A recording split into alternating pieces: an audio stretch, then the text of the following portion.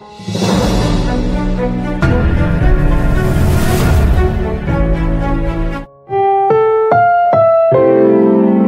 programang ito ay rated SPG. Striktong patnubay at gabay ng magulang ang kailangan. Maaaring may masiselang tema, lengguwahe, karahasan, sexual, horror o droga na hindi angkop sa Welcome back mga ka-Episode Plus at narito mga dapat nating abangan dito nga lang sa abot kamay na pangarap kung saan itong si Justin ay tinanong nga ng kanyang ama kung anong plano nga nito sa tunay nga niyang ina na si Giselle. Nasabi nga nito ni Justin na Pasko naman nga raw at gift giving kaya naman magugulat nga raw ito sa ibibigay nga niya at magkikita nga sila nito kasama sina Annalyn. Malalaman naman ito ni Moira na lumantad na nga ang anak nga nito ni Giselle at malakas ang kutob nga nito na hindi nga ito kilala nito ni Pepe. Kaya naman, alam nga niya na mapupunta ang lahat ng majority ng kayamanan nga nito kay Zoe. At wala namang pakialam ito nga si Zoe sa kayamanan. Sa kabilang banda naman nga, ibibigay na nga nito ni Justin ang clip na binigay nito ni Giselle noon kung saan ipinaalala nga niya rito